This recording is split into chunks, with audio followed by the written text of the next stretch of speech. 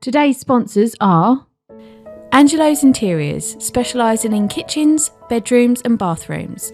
Go and visit their showroom today in Gillingham. Their web address is angelosinteriors.com. And boost your business with WPS Kent, Health and Safety Consultants, offering training in London and the home counties. Keep it simple, keep it safe. Explore more at workplace-safetylimited.com. Welcome to the Cherrywood Podcast with me, Simon Burridge. And me, Rachel Burridge. And then we go. You sounded really Australian. And then we go, mate. You can get nearer.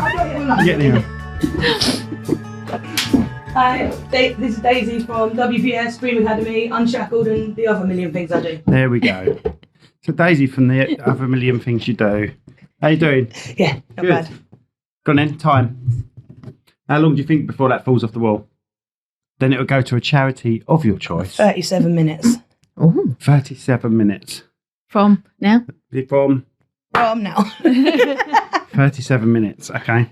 You know about that? Yeah. Right. And then there's a charity, £100 of charity of your choice if you're the nearest. Okay. All right. Yeah. Quite optimistic. People have said like 3 minutes and 2 minutes, and that's quite I feel optimistic. like you just put a new tape on it, so. Oh. Well, Yeah, but actually, this is Simon's tape. this is honesty with you. I haven't put new tape Oh, on it. okay. Because the last one lasted nearly the whole podcast. Uh-huh. So I'm thinking that tape's sticky enough. Mm. Let's go with that. We'll find Right. You might Tell want us to change about your answer. yourself. You have 12 hours to tell us all your businesses. Where are we starting? Wherever you want. From the Whatever beginning, you want from to now do. backwards. So mention the businesses you want to talk about first. So Dream Academy, which Yeah. is my performing arts school. Yeah. WPS, which is my health and safety consultancy. And I guess the band, because why not? The band, which I've been in, which I've been in with you. Yeah. So, go from the beginning then. So- How did Dayzee Potter become the singing, teaching, health and safety officer? Well, Dream Academy started 2016, January, so a little over 8 years ago now. And I was I've always performed my whole life as from a kid. Went to dance college and everything. And then when I got a real job, as you do, because I was in a girl band, we went on X Factor, it was all very embarrassing and we broke up and had to get a real job. Right, let's talk about that first. We're going there first. Straight into the X Gonna go Factor. there first, Here we go. Here comes the views. Here comes the views. X Factor, X Factor, X Factor. That should help with the views on YouTube. Tell us about it. So what was the band called and how did it happen? So the band was called Glow. We were like a girl band, so not the Yeah. instruments. I was working in Greece, just a bar, and I got a call from my agent saying, there's this girl band being formed. Do you want to come fly home and do an audition? So I did. And the girls lived in London and I lived down here, so I was going up all the time to rehearse with them. We had some quite dodgy blokes who I never got to the bottom of how they ended up with money that were investing in us. Oh, Very Right. strange. Oh, They never okay. did anything too strange, but were just weird. yeah. And it was sort of strange why they were paying for our training, but they were. Oh, okay. And Probably thought it was an investment, I imagine. well, I don't know. You know, like it just Like, seemed an odd thing to invest in. But Four girls, yeah. it was like they were like really weird, like twin guys in their 40s that had like a really bad car crash and got loads of compensation, and then invested the money in our training. I don't know. Weird. It's amazing what a blow to the head does. Isn't it? I'm assuming you mean this head. Rachel, you've got to be good on YouTube for the first 5 minutes. I didn't say anything. We all know you meant blowjob. You were- Right. So yeah, we were training for ages, and we got asked to go X Factor. I don't know how much you know about it, but there's a few routes. Not many of them are go and stand outside a building to do an audition. Most of them are, someone They can that's a get producer, you. Right. and they'll say, X Factor will call them, or the producers will call them and say, you got anyone this year? Ah, And- right. Didn't know that. Yeah, and I do it now with my kids. So you think- Hands up, I do it Yeah. now with my kids. So you can get people direct to X So Factor. you won't go directly onto the stage with the I suppose judges, you have to have But an you're not audition queuing up first. outside. but you're not queuing up outside. Right. You Oh. get given a time, you take your kid or you take whoever your person is, Yeah. and you just go and do your producer audition without the queuing. Do you feel that you've got that privilege because you was on X Factor? No. It's just because when you're in the industry long enough, you know someone that knows someone that will say, this producer's just called me Hmm. and they're looking for some people for this year. You got anyone? So it's not so much that I have any direct contact with X Factor or anything like that. Right. It's more just that people you work with know people that work with them. And Oh, right. it goes a bit backwards. So like there that. is all that stuff about on TV when you see them queuing up. That's people do it. right. Okay. They do it. They would never get that footage if they didn't tell people to do it. They do, like the general public. You can go onto X Factor's website and apply, and they'll tell you, on this date at the O2. Yeah. Yes. Oh no, it does happen. X Factor secret. Eh? It is real that happens, but the people that win it weren't in that queue. Right. You know that. Okay. Of course, yeah. It's But are Unless the people? you are a shining star and you stand out above everyone else. and I mean, I would put money on the fact that no one that's ever won it was in that queue, unless they put a minute to take a photo.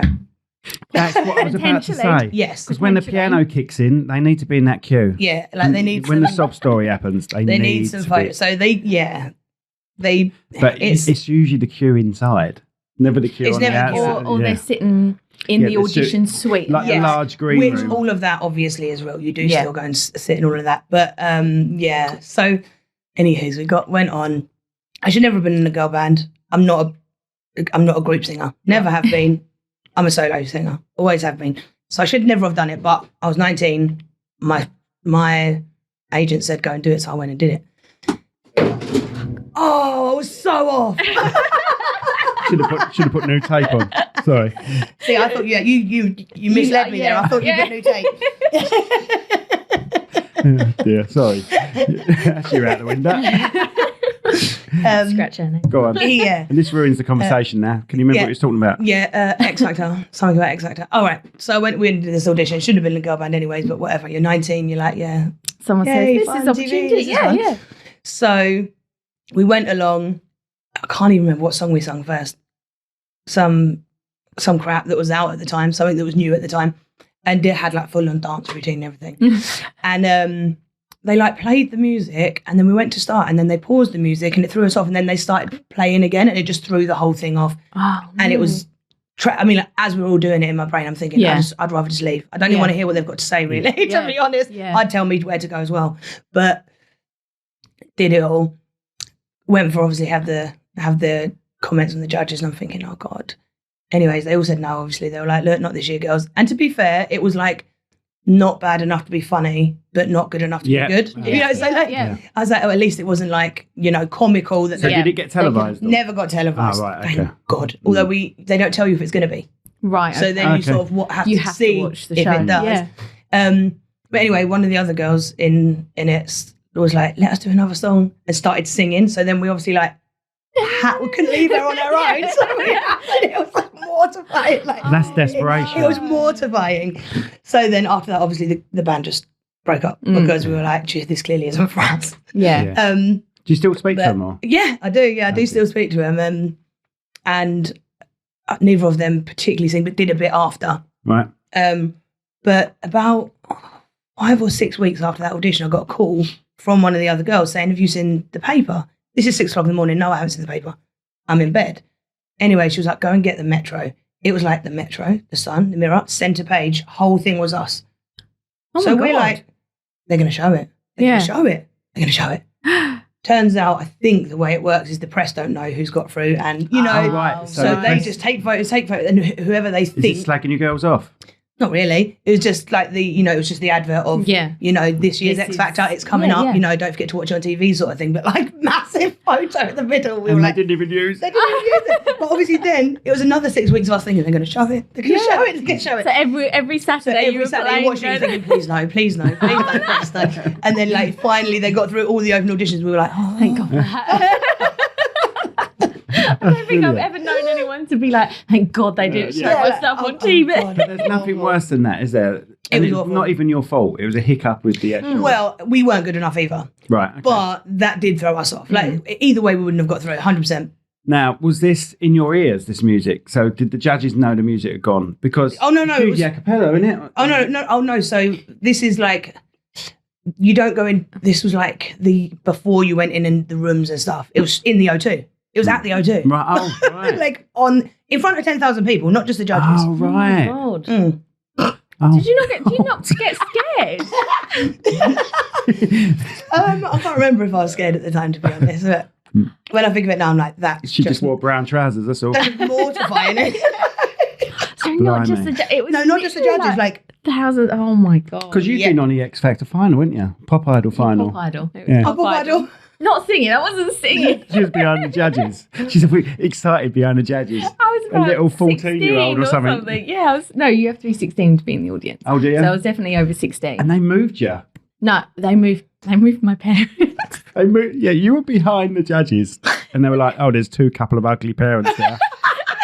Let's move them out of the way. Basically, we literally had the row behind the judges. So the judges sat there. Yeah. And like they turned around and spoke to us. And I think, who was it? It was Pete Waterman. I don't know if Simon Cowell was in it. It was the Welsh geezer. Simon Cowell's in it from the start. No, not Pop Not Idol. Pop Idol, he wasn't. Oh, right. X Factor he was. Yeah, it was definitely Pete Waterman. Is it Dr. Fox? Oh, Fox, yeah. Nikki someone, the girl, and then Nikki there Clark. was 3 blokes and 1 girl. Not Nikki Clark. No, Nikki and Nikki Clark's the hairdresser. The geezer.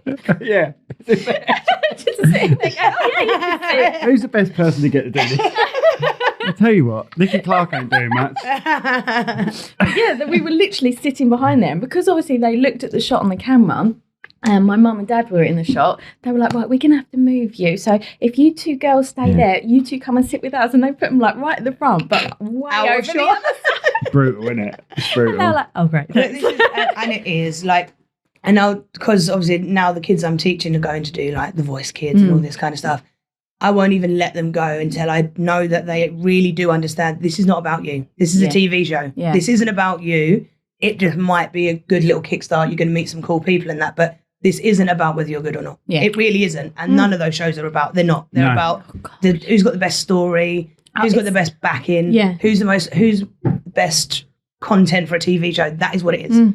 So, you know, I think it's the sob story. Oh, it is, definitely. It's just pathetic. Yeah, nowadays, I think. it's the same. It's the same template every time, and everyone no one's silly. They get bored by it, you know. But talking about The Voice, we like when we're doing wedding videos and stuff. We like to use covers, like acoustic covers is quite nice. Yeah. So you get a funky old tune, and it's acoustic cover. So I trawled YouTube and then contact the ones I like and say, can I use it for wedding things? Happened to contact this one girl, and she did I Only Want to Be With You, and she did I Can't Help Falling in Love With You. yeah. And it was really well done. Really well done. I said, Really love good it. singer. Do you mind if I use it as music for our wedding videos and trailers and things? She said, of course, just use it. Hope Winter. 4 years ago. No, it was 8 years ago. 8 years ago, yeah. And her name was Hope Winter. She came second in The Voice, or she was in the final of The Voice this year. So she's done really well for herself. Well, she's in The Voice. And we were cheering her on, weren't And we? yeah, it's really weird. Just speak to a young girl who's got a nice little voice, and then she's done well for herself. And she's kept going as well. That was over 8 years. Not like you gave up straight away. Didn't you? And in fairness, I did. But I think, I really like money. So when after that happened, I thought, this is all bullshit. This is all bullshit. Like, whatever, unless you're going to sleep with someone or, you know, you're never going to get there. How talented you are is irrelevant, pretty much. And I don't want to do this. I want to go and do something that I'm going to actually make some money and not be a broke artist for the rest of my life. You're right about the sleeping with bit as well. No, seriously. Seriously. Completely, you are right. A few people and don't they've told mention us. it. No, I'm not going to. But we've heard a few stories. We know boy bands that have had to sleep with women executives. But it's both ways. It's the whole industry. Yeah. And that's why after that I thought, I'm not doing this anymore. This isn't what I want to do. And the odds on you actually getting anywhere with it and then like losing all your morals in order to get there. No, thank you. And you know, that story hasn't come from the boy bands. That's come from people working underneath the women executives. Everyone. Literally. Everyone knows. It's like, if you're in it, you know. And it's not got better. It's not like over the years with all of this Me Too stuff. Yeah. It hasn't got better. As far as I can see. I mean, I'm less involved these days, obviously. But the Me Too is women related. This is the other way. It's both ways. But I mean, everyone thinks, they generalise and think it's the guys going after the girls. Oh, no. It's So I'm going to get some Us Two t-shirts for the blokes. Us Two. You can have the Me Too. We're the Us Two. Am I getting in trouble for this? I don't know. It's only a joke. It's only a joke, everyone. Disclaimer, joke. So you said you've got children. How old are your children? No, not my. So when I say my kids, I mean my students. Oh, your students. Yeah. So would you? I mean, is it hard for you to sort of almost push them, knowing that they're going into this industry? There's only a handful I'd let do, and that I only do it if they ask me to. Okay. So like, I would never think, right, I want all of you to get on these TV shows, because realistically, hearts, there's better ways. Even because some of my students are incredibly good, but there is other ways, you know, and they can go into musical theatre or whatever. There's loads of other ways, but it's quite, when they're kids especially, because it's less prevalent when they're actually children, you know, that kind of stuff is hidden from them, of course. Yeah. So it's not going to be until they're adults they'd experience that anyway, or at least young adults. It's a really cool experience, and one of them they're not doing The Voice Kids this year, sadly. So one of them got to the actual like judges and did all the TV show stuff last year and didn't get through, sadly. But they said to her, come back next year, and then they haven't done it this year. Right. Okay. So, but she got to work with some like really cool vocal coaches and like meet all of the celebrity judges. And so that is a really cool experience. Yeah. You know, that's really, and I think I wouldn't want them to not do that because I think, oh, well, if you do win or if you carry on, it could end up like this. Yeah. And I just think I wouldn't want them to not do it at all. But they have to really want that. They have to really want it for one. They have to really want it for one. I would not let any of my kids, you know, these where they take people on that aren't good and then take the piss out of them. Yeah. I wouldn't let them go on it. I know if they're going to get the piss taken out of them, I wouldn't let them do it. And they have to also really understand that this is not about you. This is a TV show. This is what you'll get chosen for. And if you don't, it's not because you're not good. Yeah. You know, and they have to really understand that before I'd let them go near it, because it can be like soul destroying for them, you know, especially when she was only 11, like last year. So it can could affect their be mental health, it can't could it, be the really? thing that, you know, if they get turned down, that's it, they never want to do it again. Well, that's exactly it. So it's like you have to be careful before you let them. And I mean, the one that went last year, I've been teaching her since she was 5. So I've known her a long time. Yeah. I know her parents. Yeah. I know what she can take. I know what she can't take. They're very good at explaining to her what I mean about the outcomes and what. But I've taught over 1,000 kids in 8 years, and 4 of them have gone for the auditions. Wow. So what is this little business called? I'll say little business, that sounds so disrespectful, but what is that business called with the kids? Dream Academy. Dream Academy, okay, and where is that? So we're got 9 schools at the moment, so mostly in Medway. Blimey. 9 different locations? Yeah. Really? Wow. Yeah, so it's Maidstone, Sittingbourne, and I think they're the only 2 we've got outside of Medway at the moment. And then the others, so we've got like 2 in Strood, 1 in Who, 1 in Gillingham, 1 in Rochester. We're all over the place in Medway. In Who as well? Yeah. So, Ted would go to that. Who? What? Our son. Our son, Ted, remember him? Remember him? Well, I meant no to who, as in you went who? He loves it. No, you went as in she said who. You know, he sung at the O2, but he didn't get booed off. Thing. Yeah. No, he did, the what's it called? Young Voices, yeah. I suppose most of yours have done that, haven't they? Well, quite a lot of schools around here get involved in it now. Yeah, both of ours have done it, haven't they? But it gives them a little confidence boost. And when we walk out and we see all the posters and he's like, oh, that's so-and-so, Mum. Oh, look, it's Strictly Come Dancing. I said, yeah, but you've done it on that stage. And he's like, yeah, I have. So our daughter sang with Tony Hadley. Yeah, she did. Yeah. And, right, our son sang with... God, our son sang. Sounds like our car.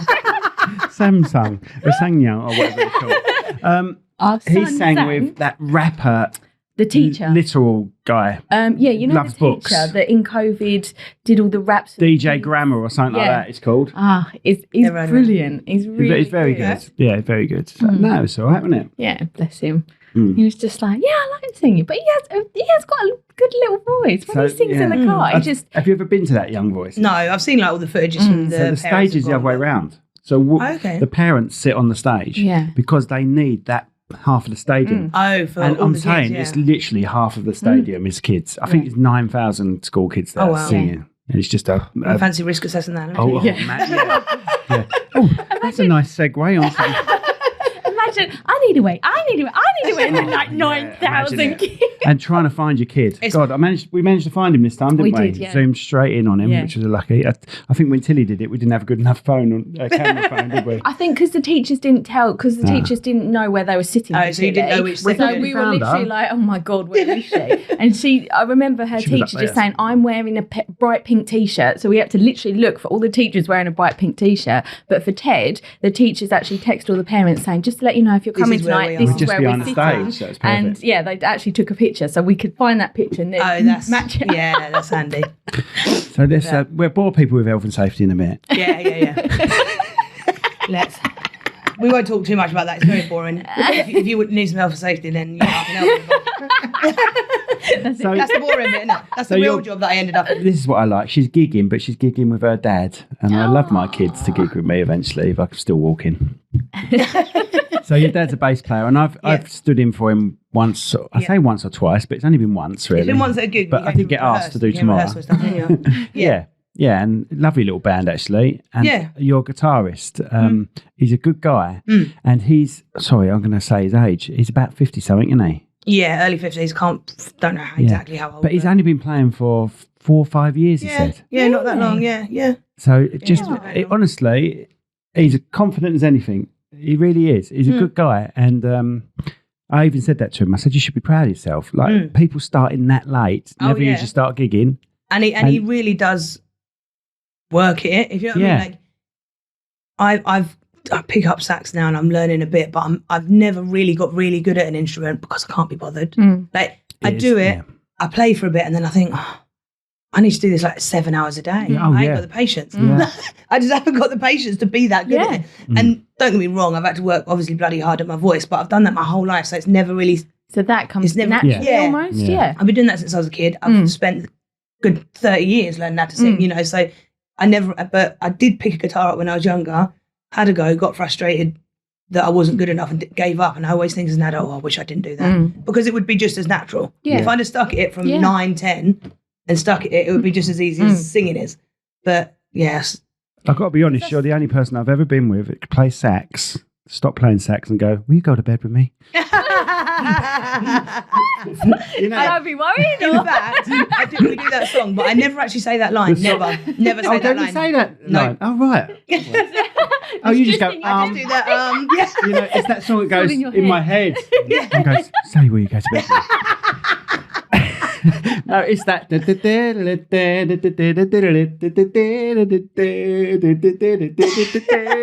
you know the song? Oh, yeah, no, I was just seeing how far we could get. Yeah. Then she goes, I've noticed you around. Yeah, I do all of that bit, but you don't do the will you go to bed with me? No. That is just my own imagination. Well, it's supposed to be there, but I'm like, no, I can't bring myself to it. I can't. So I'm in the band with my dad. She's just about to say it. She looks over at me and goes, nah. You're all right, thanks. No, you're all right. Do you fancy a sandwich? You're sitting going, yeah, all right. Yeah, after this.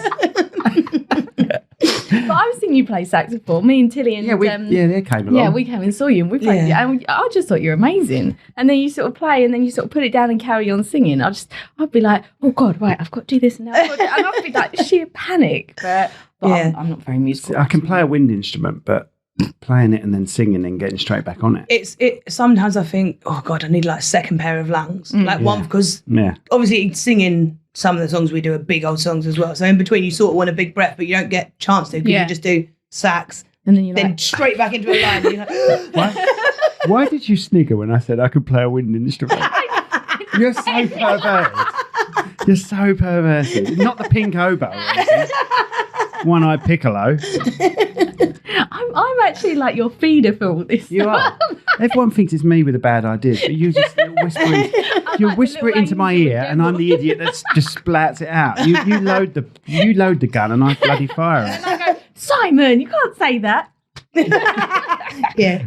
Sorry. Brilliant. So, you got any gigs coming up you want to tell people about? Now, bearing in mind this is coming out mid-April time. Well, yeah, there'll be loads, but try your memory. I don't know off the top of my head. Well, what's the band called for starters? So Unshackled is the band. Unshackled, yeah. Got a website. Website's unshackledband.co.uk. and all the gigs are on there. So yeah, I don't know when they are. So how long have you been playing with your dad? She laughed that time. It wasn't me. She laughed. How long have you been in the same band with your father? All right, hang on, compose yourself. How long? 2 years. About 2 years. So Unshackled was have been a band for about 8 years. They used to have a different singer and a different bassist. Right. And then I think my dad joined him about 4 years ago. But who's left then in the band? Just the name. Was the drummer the drummer original? and the guitarist.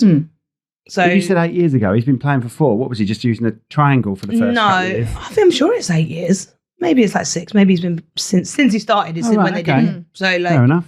however long that was, 5, 6. And your drummer's quite a well-established drummer, isn't he? Yeah. And Andrew's great, really good drummer. Sorry, really you can say their names. I'm not trying to disguise them. I'm just terrible with names and I will mess them up. Yeah, so Andrew's the drummer. Yeah. Lee's the guitarist. And then my dad, Steve, basically. Steve, right. Yeah. So then he got you into the band. So I used to go and watch them, obviously, but when dad was in it with their other singer. Yeah. And then I think she had COVID or something just after the second pandemic. And dad called me a couple of days before and said, any chance you could jump in and cover? Yeah. Because we don't want to cancel this gig.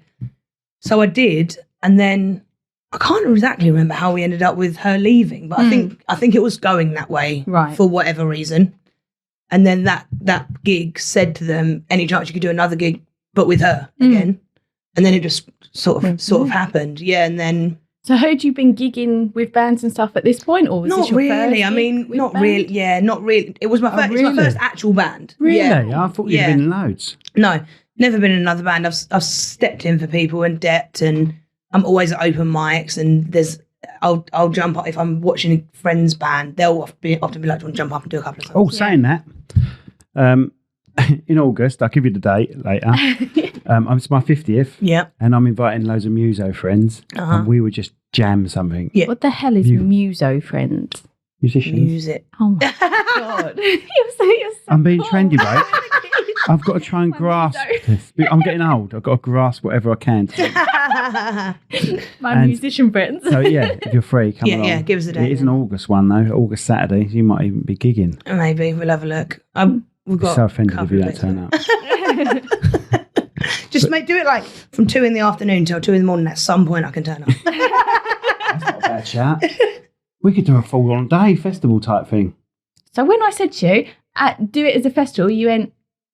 I'll be shit-faced by the end of it.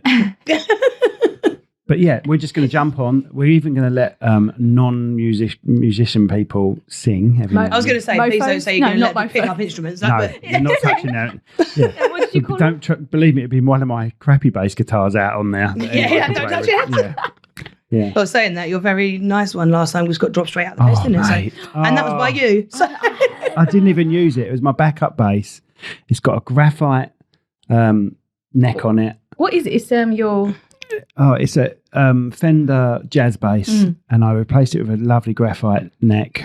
I didn't use it. I showed them it. I said, look, I could have used this. They went, oh, lovely.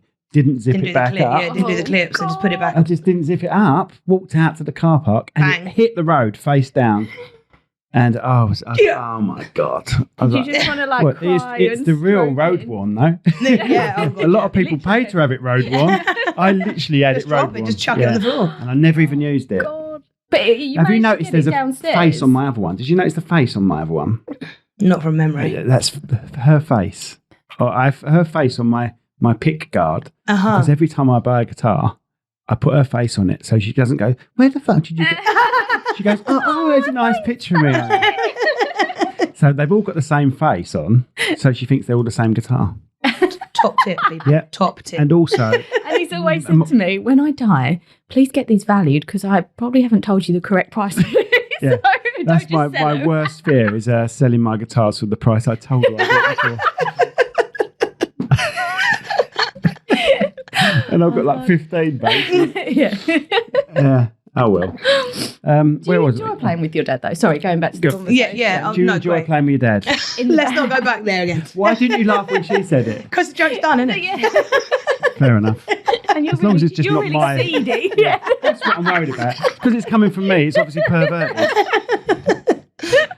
Yeah, I do. I mean, especially like, You obviously can get right as an here, adult. Riley. You'll be fine. you get less opportunity to spend time with your parents unless you're like, oh, it's family dinner or you got to go this. So it's nice that we do, and weekly we rehearse as well. So like it means I see him regularly and we're both doing something we love doing rather than like, oh, I better go around my dad's house or when you know, like when you're thinking No, I understand that. So did he get you into music? Was he quite musical when you were growing up? Sort of the other way around. He has always been musical, but never like he is now. He's always been someone that goes to gigs, not the one at gigs. And he loves a gig. He actually learned a bit of saxophone when I was a kid. I remember, just got a vivid memory of him walking around the house playing Pink Panther when we were really little on the sax. He was chasing us around the house with it. But he only did it for a little while, like just had some lessons, but never did anything with it sort of thing. I don't think his parents were very supportive of him doing music in any way other than just listen to it and you and go to work, you know. So of course. Yeah. But then I did it all the way growing up, and my parents used to go to, when they were together, used to go to like drama club together. They were like both in Amdram and stuff. So they've always sort of done that stuff. But the more I did it, and then went to college and did performing and everything, and then after that he got way more into his guitar and stuff. So at first he used to play guitar, not bass. Oh, right. Went to a couple of open mics with him. Yeah. And then it sort of developed from there. So yeah, sort of both of us at the same time, I suppose. But he's really into it now. Yeah. Really into it. He goes to every gig he can. Wow. So is he only in your band, or is only in our band? So all of us are only in our one, right? Unless we dep for other people, but generally. But last year it got silly because we all work as well. We've all got other jobs. So last year we ended up doing 3 gigs a week sometimes on top of work, and so this year we've said, wind that in. As much as what you don't want to do is do it so much and then you don't enjoy it. And the whole point of it is that it's something you enjoy. So this year we're trying to just do 2 a month. But that's exactly what we aimed for, 2 a month. Yeah. It can get, and bands are like buses. When you asked me to do that thing, I hadn't gigged for a couple of years. I depped maybe once or twice. And then after you asked me, the singer from my original band returned to England, so wanted to form. And then this other band contacted me saying we need a bass, but you like bloody buses bands. Honestly, now I'm in too many bands. Oh dear, I ain't got time for this shit. Well, I do enjoy it, but yeah, that's the thing. Like Dayzee said, when you don't enjoy it, that's when you know actually I've got to stop. And the back end of last year, I thought I can't keep doing this. I've got I've got another half, and I've got a stepdaughter that I don't want it every weekend. I go and pick her up from her mum, drop them home, and go, right, see ya. I don't spend any time with her. And then I'll spend 2 or 3 hours with them on a Saturday afternoon, and then back out to a gig again. So you think this is getting silly. So I've tried to do it on I'll gig on the weekends. We haven't got her. Because then she gets like, you're going out again, or you've got a gig again. Of course. So and she wants that relationship with you exactly. as well, so that's nice you get on that well with her as well. Yeah, we get on really well. Is she in one of your academies or anything like that? She used to be. She goes to gymnastics now. Oh, right, okay. Which she loves as well. But so it got a bit much back end of last year, but back enjoying it again. We've had a couple of gigs this year. Both gone really well, and I think we've got 2 more coming up in March. So nice balance so far. It feels like a nice balance. And asking that question again about nerves, you don't get nervous, or you don't? Really. I'm the same. No, not really. I used to when I was younger, and when I first joined them, I suppose it was a bit because they all knew what they were doing, established, and I was they just sort of gave me their set list and said, right, go and learn those 50 songs. And so how do you learn those songs then, if they say that to you? Well, I do it. I still have an iPad with cues on it, but at the beginning I used to have the whole songs, every song, and I'd have to sort of keep glancing at it. And then when I sort of stopped using it, and then I started doing sax, and I needed to put my chords on it. Right. So then I started using it again for my sax bits. But we've also started adding songs that I've chosen. Okay. Whereas obviously when I joined, I just had to do whatever they did, and that was that. And that it's developed over time, and we're trying to get more into the weddings, corporate, that kind of stuff. So back end of last year, we went and did a new show reel and chose really wedding-y songs, typical function stuff. Yeah. Whereas previous, we were a bit more rock bandy. So we're trying to go a bit more into the some weddings stuff. Like a bit of rock as well. They do, and we still do a bit of everything. So essentially, if we booked a wedding on our profiles, there's I don't know if you've heard of it. What's the name of that thing? Encore. It's like a thing online where you find wedding bands. So on our Encore profile, our whole set list is there. So we'll say that's a set list. If there's any you particularly want or particularly don't want, just tell us which ones. And then we'll do a set list around that. Nice. So brilliant. then you don't end up just getting a set list that you think, do really want these songs at my wedding. I know some wedding fairs it's worth going to as well. Like we've had to look at a few. I've said because we only did they're not cheap. But, no, they're not. But you know, one wedding pays for it. Yeah. We've had two weddings booked since this. Well, in the last 6 weeks, we've had 2 booked for I think one later this year and one next year. Wow. And I said, let's just do the show reel. And if it gets us corporate and weddings, it does. And if it doesn't, it doesn't. I don't mind doing pub gigs, but obviously, I'd rather be paid 5 times as much. Where for to go do an event. So rather than a pub gig is an advertisement for a wedding. That's the whole the whole reason. Generally, people and everyone goes. Everyone says, "Why the hell is the wedding more expensive?" Well, you've got to be perfect for a wedding, and usually you'll have to learn a new song for them. And the pub gig is the advertisement in the paper. Basically, you can't really advertise a band in a paper because you can't hear a paper. But a pub gig could be, 3 little sets of 4 songs, couldn't it? Whereas a wedding, it's constant. Isn't it? Well, a few more than that, but 7 o'clock in the evening, that's the time you start. It's not about the time you set up. You have to get there 2 or 3 hours before. Well, that's it. And when you look at weddings, for realistically, we say you can tell us 2 songs and we'll learn them for you. So then you're paying for 2 more rehearsals at least. People usually charge for those songs as well. Yeah. So some bands usually charge extra for those songs. We just say that's how much it is. And that includes up to 2 new songs. Because it might be a first dance in that. Exactly. So then we've got to spend time rehearsing. You've got to pay for that. Essentially, you're hiring all our kit. Yep. So you're paying for that. So when we go to a pub for 300-400 quid, realistically, we as one person are getting paid £100 to do a rehearsal, all of the kit hire, travel, turn up. Essentially, it's out of hours work as well. In theory, it's a loss. It is a loss, which is exactly like if you're paying $3,000 for a band for a wedding, people might think, God, that's a lot of money, but not really if there's 4 of you. No. That's 2-3 rehearsals at least that the people that we've worked and took our kit to, and the travel to wherever you are, and the set-up time, and the set-down time, and the playing time. You think, it's not that much money, is it? For a wedding, you're looking at 5 hours, right? At least. So let's say that's 7 till midnight. And you probably get about half-hour break in that, as such. But when you actually break down all the costs, 5 hours for 4 of you for $3,000, it's probably less than minimum. Yeah, it's a weird. It's a weird thing. It's like us with photography. They think people think they're just paying for a day. Yeah, we've only got you 10 hours. How comes it's this price? Well, it's not. That's the tip of the iceberg. We edit for another 2 weeks. 20 years of experience. And all the equipment. Yeah. But it's like the phone calls beforehand, the time that we spend arranging their wedding, the list that you have to create and send out to them, the conversations that we have, the video calls. It's not just, it's one day. And it's at least a week's work for us. I don't know about you guys, but for us, a wedding would be at least a week's work. If you're looking at the time we spend all the hours. And the rehearsal as well. It's not At just least one rehearsal going to get you no. it. Maybe a few singers, because we have to do is sing along in a car. And drummers, there's no notes on a drum, just hit the thing. I'd love to drum. I'd love to. I tried once. It's the four limbs doing all different things. Yeah, it's a technique. It's like this. It is. But times 4. And I've only ever been bass, never been guitar. I've got guitars, I can knock a few chords out, but I've only ever played bass from the very start because of Mark King. Do you know who Mark King is? No, too young. Yeah. So, I only know because he's like, right, let's go and see Level 42. You've got to see Level 42. And do you remember I broke my arm once and he signed my cast, didn't he? Yeah. He's like, come here then. What'd you do? I slipped on decking. Dear Rachel, don't get decked. And then they said to me, right, can I have that cast? Ask them to cut it this way so I can have the cast. And they did, and then they broke it all up. And I was like, That's all right. I've got his strings and everything now. Love Mark King. Anyway. Sorry. I would actually cry when he passes. We said that the other day. Did I? Yeah. Oh, right, okay. You're right, mate. You're hitting yourself. Anyway, what was I going to say? So how can they get hold of you if someone's got a kid? Yeah, so Dream Academy, Facebook, Instagram, TikTok, whatever, it's all Dream Academy PA. Yeah, and do they get like a taster session? Yeah, free trials. That was the question I was after. I've already asked free trial. Free trial, yeah. So classes are 2 hours generally. How it works, we've got academy classes. That's for 2 hours. They do singing, dance and drama.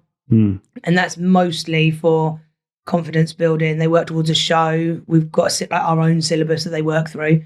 And then if they're particularly interested or really strong in one of those subjects, then we've got comp squads that they go to sort of more advanced for dance or acro or singing and songwriting and that kind of thing. So generally you come to an academy and do all three first. See, I think Ted would love that. Yeah. He can sing in tune. You know when you know a kid's got it. He can sing, he can sing in tune. But then you go, I'll do that again. You go, nah. It's like, you're all right, mate. No, you're all right. But when he's singing in his bedroom and you're outside, you can hear him, you're like, he's in tune. He's hitting the right notes, But the thing is, when you're editing, because Ted's bedroom is a bedroom through a bedroom, so he's got a big bedroom, but you have to go through the office to get to his room. So he'll be sitting there editing in the office, and obviously all this music comes up that he's using constantly for repeating music, and then he's sort of sitting there learning it as he's editing, and then some other stuff as well when you're editing like sitcoms Comedies. and stuff like that. And he's like, "Oh yeah, I know that, Dad. It's this, and this." And you're thinking, "Oh God, please don't repeat that." He would just all of a sudden be eating his breakfast, singing "Boom Shake the Room." How do you know that? I was watching something on TV the other day, and he came in and he started singing. And I went, "How do you know this song?" And he went, "I just do, Mum." And then I was like, "Okay, thank you." But he loves that Just Dance. Oh yeah, You ever heard of Just Dance? It's on. It's like a game on Switch. Oh, okay, no. Yeah, and they dance. They follow the screen and dance to it. But they're all popular tunes. So as they're constantly trying to win this bloody levels, they're learning the tunes without even realising. It's like an upgrade to the dance mat, basically. Oh, yeah. Do you remember that dance mat? I loved it. I loved my dance mat and SingStar and Guitar Hero. SingStar, I love SingStar. I had all of them. SingStar, yeah. Guitar Hero was when you had that thing, didn't you? And you had to it was like an actual guitar, but it had buttons. Yeah, but no, there's one now that I use. I don't use it to learn songs. That's what you did when I said you that set list. Yeah. He was like, "Oh no." No, but I wanted the kids to get into it, but they never did. But it's the Guitar Hero, but with a real guitar. Oh, and you buy the strings to the right colour. Oh, that's cool. It's the bollocks. It really is. Sorry, that means it's very good. For people Down listening, with the kids. For people listening shouldn't have said the bollocks. Oh, I said it again. Sorry. But it's really good because you're using a real guitar, and you can go basic with it, or you can go proper full on. It's so sad, isn't it, when your kids don't do like stuff like that. And you want she's finally getting there, but I've been for about 18 months with Phoebe. Like, should we learn something on piano? We'll learn something on piano. And then she's done it a few times, and I get her the iPad up with the little videos to learn it. And then last weekend she did like 3 hours just sitting there, and I was like, yes. I'm going My son would love it, but you won't let him have that keyboard in his bedroom. He doesn't have the room. I've got a keyboard upstairs, up in the loft. And I'm like, oh, God, he's got to play it. Because he does want to play it. Where is he going to put it? You're just holding him back. You're just holding him back. Comes up with the ideas. Why have you not going to put him a bigger house? Yeah. Yeah. You're just holding him back. Right, get it out then. The piano. Oh. The piano. God, look at them two get excited as soon as she said that. Please put it away. Okay. Is it time to talk about health and safety? Oh, yeah, go on then. Oh, you're really selling this business. Oh, yeah, man. No, we're very good at what we do. I actually, when I get through to someone and they understand why they need to do something, it feels like a real win to me. It does. So, Company name? Safety started like before Dream Academy. Not the company, not the business didn't, but my experience in it. Yep. After the whole girl band debacle, After the what? Girl band debacle. Right, oh, right, okay. I thought you were going to... Oh, God. I just thought like it was some sort of industrial disaster. Oh. The gold band debacle. What happened? It was like a gold mine that collapsed. It was a gold mines collapse, a gold band debacle. Oh, no, it's girl bands debacle. Girl band debacle. Yeah. One of the girls was a lifeguard, and I was still living down here. She was like, "Can you swim? If you go and get your course, I'll get you a job as a lifeguard." That bit sort of happened while before the X Factor thing, while we were already a girl band. I needed to move up there. Anywho's, got that, became a lifeguard, and then swim teacher, then gym instructor, then personal trainer, and did all of that, and ended up as the ops manager. And at that point, you really have to get involved in health and safety. So you're risk assessing. I did my pool plant operators and all the chemical stuff. So that's where it started years ago. Called COSH and everything like that. Yeah. So that was quite heavy. And I did like my first qualifications in health and safety then.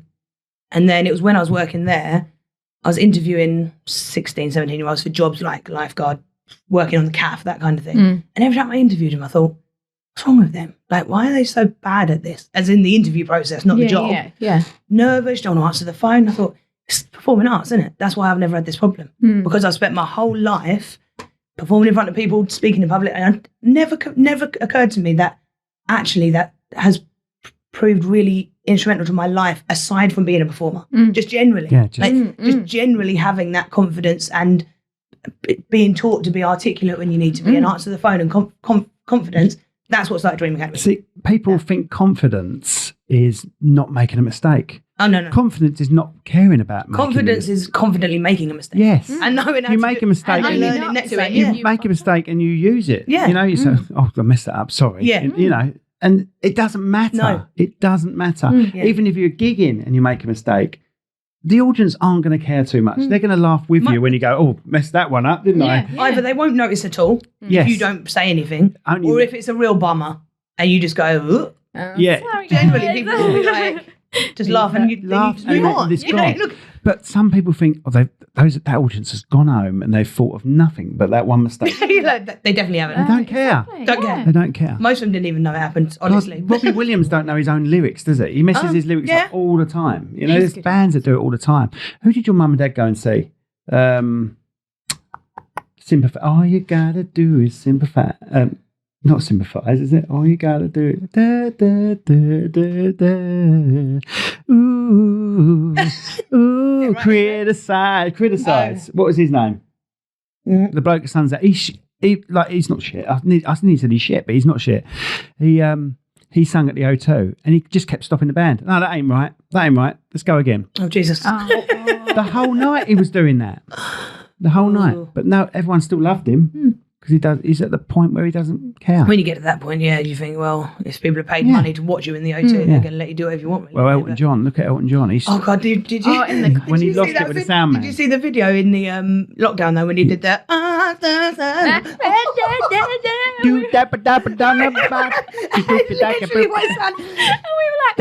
Still dandy. I love Elton John. When I saw that video, I was like, yeah. he's ill. Like, he's got to be ill. He's got to be ill. That's weird. I was exactly the same, and people were going, "Well, he is whatever age." So yeah, that was so is Tom Jones. It's like if you had a stroke or something. It was like that. But he sorted himself out for his final tour. I think. Yeah, he did. But that when it was you. He wasn't saying words. No, he was just like making noise. It was so strange. it was still danding with that meth you use. It was like, Meth? It was Using meth? It was like he'd been stung on the tongue by a bee. It was- Yes. It was a strange one. really strange. It was a strange one. But I do love him. He's a hell of a performer. Oh yeah. And I love And that film. The film's amazing as Oh, well. it was great. Yeah. And the way they did it, like he was going to a... like a counselling Counselling session. like yeah. an and his AA costume just almost. kept changing, didn't it? It started off Yeah. as a devil, didn't it? And then gradually got No, better, it was didn't like it? a massive peacock or something, Yeah. wasn't it? And he just Yeah. kept stripping off and going. yeah. At the end, he just went, and this is me. And I was Yeah, like, yeah, oh, God, yeah. that's really powerful. No, it's very good. Very good. So we slag him off and then praise him up at the end. So, sorry, A Elton. shit sandwich, isn't it? Yeah. Shit sandwich. I always say to all the girls who work for me, I'm like, queen of the shit sandwich. Yeah. So, you'll always be told something nice. Yeah. Yeah. If I've got- Twice. and this is what I want you to do when you speak to the kids. Just concentrate on the shit. Just concentrate on the shit bit. So you're not at every... Obviously, you can't be at every... No. Dream So I Academy. actually don't teach any of them. Oh, right. So I've got a deputy head, Chanel, who Number 5. essentially runs the school. Right. She started working for me literally 3 months after I opened Dream Academy. So she came and asked if I had any jobs, and I didn't at the time. And love her heart, she was like, "Can I just come and do some work experience then?" Right. She was 19. She was working in Sainsbury's at the time. And I was like, "Yeah, and as soon as I've got some paid work, I will give it to you, but feel free to come and be my assistant as much as you want until then." And quite quickly, I then could pay her and then gave her her own class. And then she started teaching. And then over the years, it escalated until I opened Moondance in Rochester and couldn't teach anymore because I had to be at the bar. That I made her then full-time and made her deputy head. So essentially all of the other teachers and stuff reported to her and I just had to speak to her. Yeah. This has made the process easier. Yeah. And then it's just stayed like that. Right. So yeah, she teaches every day. And then I've got 10 or 11 other staff at the moment that teach or are assistants or whatever. So I'm only occasionally there. But what because I'll do like teacher reviews essentially. So once a term, I watch every teacher at least once. Yeah. And then while I'm there, I'll see the kids and see what they're getting up to. I still teach private lessons myself, singing privates myself, but that's about it unless I need to cover a teacher. But yeah, we do a show every year. So when it gets close to like about June, I end up doing loads of time at Dream Academy because we're getting ready for the show, and I teach them the finale and rehearsals at the theatre and everything. So a bit more involved at that point. But because we were actually talking about health and safety. We was. I know. Was it me that asked the question? Yeah, you are. Because I was going to think, I thought, how have I managed to get back into Dream Academy? We were talking about health and safety, and I said that your girl band debacle. Yeah. Oh yes. Yeah. So that's how we got to it. Right, And, okay, I'm going to give you a scenario then. Yeah. Right, I've got my own factory, and I make baseball bats for, I don't know, albino children with 3 legs, right? Right. And I've not got any health and safety. People are getting hurt every now and then on machinery that is from the 30s. Yeah. And I think I need to get someone in to deal with this. Yeah. So I ring you up, and what do you do? Business audit first. Okay. So that you know exactly what you have and haven't got, because most people have got something even if they don't think they have. Yes. There's usually something. Yeah. Even if it's like manufacturers have sold it with a guard, you've got something. Yeah. But first and foremost, there has to be a competent person in your business. Every business in the country has to have a competent person, and that can be either somebody in your business that you're going to send on a training course, or you get a consultant, which lots of people don't have, but it's becoming more and more of a thing, because if you want your business to grow, if you want to tender for jobs, you'll be asked at that point, who is your competent person? And then that's generally when people will be like, oh, I haven't got one, I better get one. Either that, or insurance companies have now started asking. When you do your public liability and stuff, they've started asking who's your competent person, especially if you're construction-y. Right, So okay. That's construction, manufacturing, that kind of thing, high-risk industries, insurances have started asking. So you'd essentially then take us on as a competent person, and we'd do a business audit, and then we'd write you a report of all the things you need to do in order of priority, from you're breaking the law by not doing this, down to this is best practice. Yeah. It would be great if you did, but let's tackle the illegal stuff first, you know. Yeah. And generally it's people haven't got fire risk assessments, people haven't got health and safety policies at the top end of things you really need. That tends to be the weird thing about risk assessments is everyone does one, mental risk assessment. Every single day of your life. But it's got to be jotted down. Yeah. You've got to show evidence that you've thought about the job you're about to do, whether it's maintenance or... exactly that. And I think the biggie, especially recently, so after in the industry, we hate to talk about the word, but since Grenfell, massive legislative changes have happened around fire. Massive. And back end of last year, October, the law changed around type of fire risk assessment. It used to be that if you had 5 people working for you, you had to have a written one, and it changed to regardless, you have to have one, that kind of thing. So there always used to be rules of like, if you've got more than 5 staff, you need this. If you've got, and then it all sort of got scrapped back down to everybody has to, and you have to have it in full, that kind of thing. But when I'm teaching, so I train as well, so we do health safety training and consultancy. And when I'm training managers on how to risk assess in your business, the easiest example I can give is every single day we risk assess when we cross a road. We stop, we look that way, we work out in our head, am I able to cross this road without getting hit by a car? That's a risk assessment. We teach our children that as well. It's a risk assessment. Yeah. A risk assessment isn't a piece of paper. It's the process. It's the process. The written piece of paper is the proof. It's the if somebody comes and says, have you done X, Y, Z, the paperwork is what you need, right? That's the process. Is like me, I always say to people, if I come and risk assess your building didn't become safer just because I've risk assessed it. You implementing the things I've told you to make it more safe, that's what makes it safer. This piece of paper I've written didn't magically make anything change, you know. No, it's just all evidence. Because I work in the NHS, and last year we did our health and safety at the end of last year, and we got 100%, so we were ticked off. But again, I had to put this folder together, and it was literally printing out hundreds and hundreds of bits of paper with different policies to make sure, yes, we've got a hard copy as well, to make sure we've covered in every aspect of it. And then you have to do risk assessments, and you have to put all the evidence in to say to the health and safety people, this is what we've got. And then they can say, yes, you're actually fine. This is, as long as you keep this as a hard copy as well, you can literally go through this and tick everything off. But another biggie is, yes, you need your paperwork in order. You do, because that's your proof, right?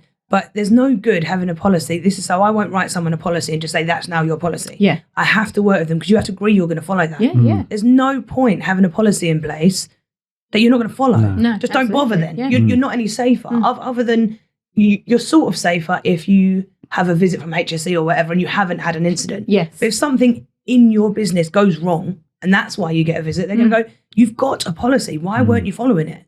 Yeah. Almost makes it worse than not having a policy at all, you know, because you've agreed to follow this process to make your workplace safer and then gone completely against it. So, yeah, we see a lot of that. But do you get a lot of people come to you after an incident has happened? Yeah. And then that's the only reason they come to you because something's happened. we are getting a lot more proactive people now, and I think that's because people are being asked about it more, which a lot of people aren't doing it on purpose. Most people know, I probably should be doing something about health and safety, but no one really tells you what or how to do it. Like there's no handbook, but you don't register your business on Company's House and they send you a leaflet that says this is the health and safety you need to do, you know. Nobody does. So until it's brought, like, especially now that I'm networking a lot more and stuff, people are now coming to me proactively and going, I've always sort of thought I needed to do something, But I just didn't really know what or who to speak to. And then now you've brought it to my attention, I'll do something about it. Most business owners and employees and stuff want to look after people. They don't want to put people at risk in their workplace.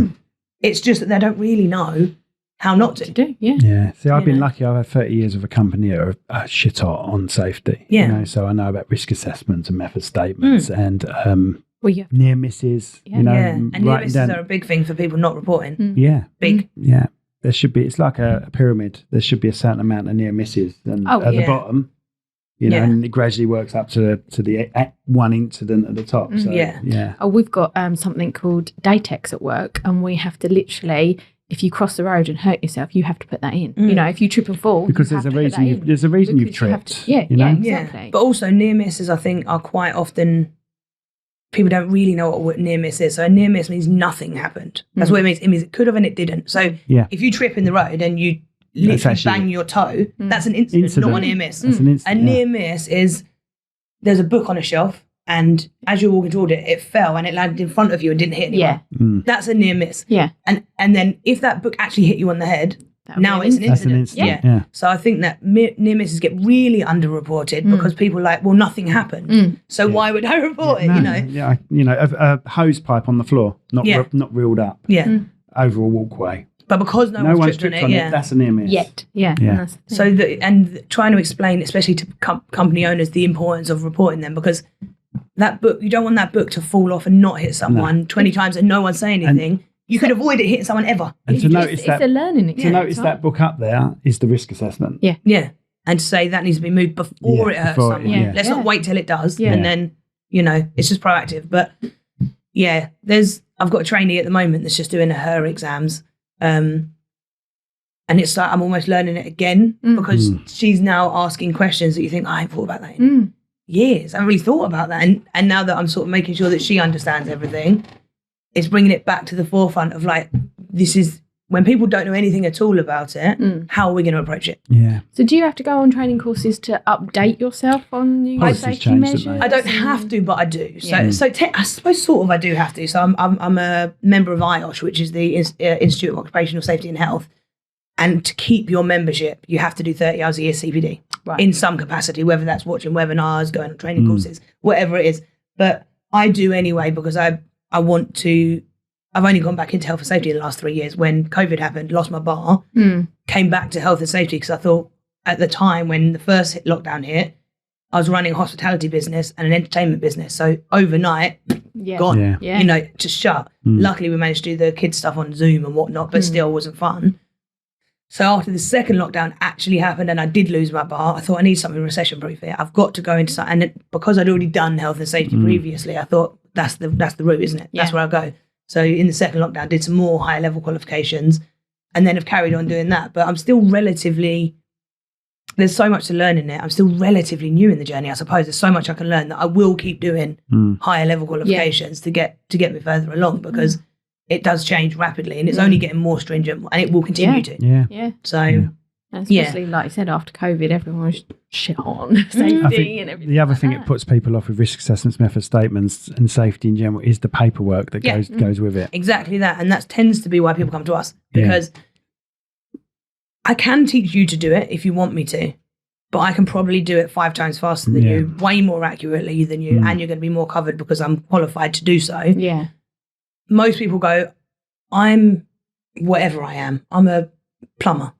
I'm not a health and safety consultant. So let me just pay, same as, like, so for instance, if I wanted a promotional video for Dream Academy, technically I could do it, right? But I'm not a videographer. So I'm more likely to ring you and say, this isn't my job, but I need somebody that it is their job. This is what I need. I've been in business for 8.5 years now, and something I wish I'd learned younger or earlier in my journey is, if it's not your job, just pay someone to do it. Just pay someone to do it. Don't try and do every bit of a business because you're not going to be good at it, realistically. You're not going to get the outcome you want.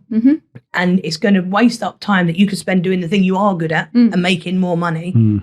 Just pay the money. Pay somebody who is good at it to do it. And then you ticked it off your list. Now I'm like, I won't do my accounts. I won't do my social media. I won't do my work. I'm not doing any of it. That isn't my job. I'm not any good at it. I'm going to stick what I am good at. And look how much time it frees up as well. Yeah, so much. I mean, like, and the amount of people say to me, how could you possibly run 2 businesses and be in a band? Because I only do the bit I need to do. Yeah. And then I pay other people to do the bits they're good at. I'm not trying to do everything because it's not, A, it's not possible, and B, it would not be very profitable. Yeah. Because I'll be wasting time doing things that aren't making me any money. And you'd burn yourself out. Yeah. And then you'd be no use to anyone, and just get annoyed that I'm not good at this thing I'm trying to do, even though I knew I wasn't. Yeah. I don't know why I was trying to do it, you know. So I did that, really did that for about 4 years before I wrapped my head around the fact that speculate to accumulate with these things. Don't try and learn everything. But it's okay to ask for help as well. It? You know, you're not going to be good at everything. No. So just ask for help. Just say, I need this done, and pay someone to do it. And then, I think you do it at the beginning, especially because obviously generally you haven't got very much money. So you think, oh, I don't want to spend that on that, so I'll just do it. I don't want to spend. No, focus personally and business. Actually, I'm going to worry more about making more money than I am about spending less. Like, let's not worry about spending less. Let's just make more. It makes everybody's life easier. Yeah, you know, with my experience anyway. You're right. Brilliant. So, the health and safety information. So health and safety, we are WPS, and the website is workplace-safetyltd.com. And same on socials. And also, you're thinking about sponsoring the podcast, aren't you? Yes. So people will find that information on a few podcasts. Yes. Until you stop paying. Yeah. As many times. So and you're going to not just do that. I think you're going to do the Dream Academy as well, aren't you? It'll be Dream Academy and WPS, depending on. Yeah. So you'll find that information. You may even find it on this podcast if she, pulls her finger out. I haven't even been in the office. I'll sort it. It's on the list. That should be on somebody else's list to do, right? That's another sponsorship we've lost, Rach. God. Rach, she came to me. I did. I am on it. It's just not happening. I just love being on with people. Brilliant. Anything else you want to talk about? Oh, I don't think so, really. Sort of covered most angles there. I've noticed the whole podcast, you've got it's like she's in teary eyes. I said to that when I walked in, my eyes are just watering today. Don't worry, you haven't made me cry. You've got teary eyes. No, it's something happened. Is there something in the air? It's been in your presence, darling. Oh no, she does that noise as well. Brilliant. Thank you, mate. Thanks for coming. Cheers. Thank you. Cheers. There we go. I think that's it. Oh yeah, should we talk about our bit? How do people find us? www.cherrywoodpro.com/. Rach, why didn't you do it? Because I can never get it out properly. I never remember it either. www.cherrywoodpro.com / or just slash, because in theory you only say backslash. Don't know if you knew that. You just say slash because slash means /. Did you know that? You're welcome. So www.cherrywoodpro /podcast and info@cherrypro.co.uk. Is it? info@cherrypro.co.uk, and we can be seen on anything now. Oh, we're ranked in the Apple podcast 130 something. 129. 129. Yeah, I'm sure it's 130 something, but 129 sounds better. And we're on Spotify, we're on everything like that, and YouTube. If you want to watch us on YouTube, I've got nothing else to tell you. Thank you very much. So badly done, isn't it?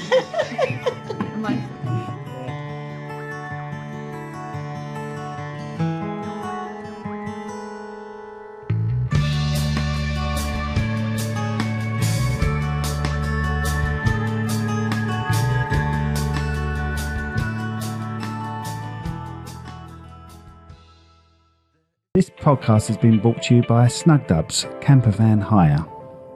Roam the world, park anywhere.